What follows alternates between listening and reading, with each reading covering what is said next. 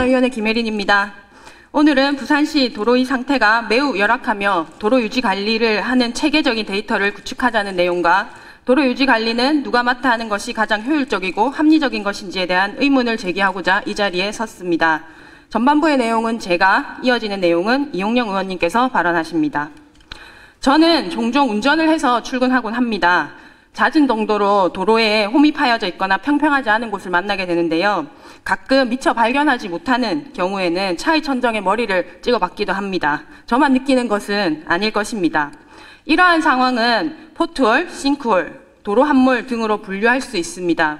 자연적으로 일어나는 일이거나 도로 굴착 이후 복구가 제대로 이루어지지 않아서 일어나는 경우가 있습니다. 도로는 수많은 차량이 지나다니기에 파손이 일어나는 것은 당연한 일입니다.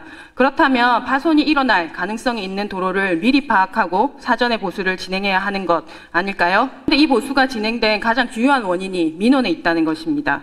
객관적인 데이터가 없는 상황에서는 민원이나 관계자의 주관적 판단에 의존할 수밖에 없습니다. 이것은 관할 도로의 포장 상태를 파악하고 있지 못하다는 뜻이기도 합니다. 그래서 보수의 우선순위를 세울 수 없고 보수의 시기를 결정할 수도 없습니다. 또한 보수에 투입되는 예산을 확보하는 데 근거가 부족하여 도로는 점점 파손되고 시민들은 불편함을 겪게 됩니다. 그리고 파손이 일어난 이후 불편함을 느낀 시민의 요구로 보수가 이루어지는 아주 불합리한 구조를 가지고 있습니다. 도로포장 관리 체계는 복잡하고 방대한 관할 도로망의 정기적인 포장 상태 조사 및 평가를 통해 포장 상태를 파악하고 최적의 보수 우선순위 및 보수 공법 결정을 위한 의사결정 지원 체계를 말합니다. PMS를 활용하면 과학적인 포장 평가가 가능하고 포장 도로의 데이터베이스를 구축할 수 있습니다. 합리적인 의사결정을 통해서 도로 관리의 전문성 또한 증대됩니다. 부산시는 PMS를 어떻게 활용하고 있을까요? 2013년 12월부터 2015년 11월까지 3단계에 걸쳐서 전체 구간의 포장 상태를 조사한 적이 있습니다. 분석 자료를 구축하고 노선별로 포장 상태를 평가하여 이를 기반으로 부산광역시 포장 상태 지수를 수립하였습니다. 이 조사는 정기적으로 이루어져야 도로의 상태가 지속적으로 업데이트되고 보수를 위한 시기와 방법 등이 정해집니다. 우리 도로법에는 매년 1회 이상 현황 조사를 실시하게 되어 있고 연 2회 정기 보수를 하도록 되어 있습니다. 부산시는 2015년 11월에 마무리된 이 조사 이후 다시 이 조사를 실시한 적은 없습니다. 4년이 경과한 지금 이 데이터는 이미 무용지물이 되었습니다. 본 사업을 담당하고 있는 건설안전시험사업소에서는 2020년에 이 사업비를 다시 예산에 반영하고자 했습니다만 2020년 본 예산에는 반영되지 않았습니다.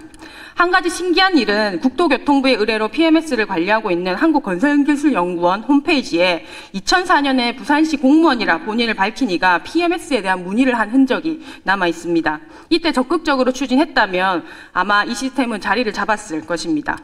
국내의 상황을 살펴보면 국토교통부는 1991년부터 PMS를 운영하여 매년 약 400억 원의 편익을 창출했다고 밝히고 있습니다. 고속도로를 관리하는 한국도로공사는 1993년부터 고속도로 포장관리 시스템 사업에 착수하여 2005년에 고속도로 전 노선에 대한 조사 및 분석을 시행하고 있습니다.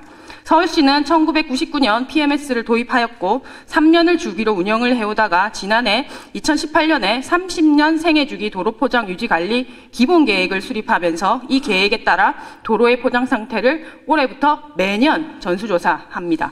지난 9월에는 과학적 도로포장 관리로 포트홀이 43% 감소했다는 보도도 내어놓았습니다.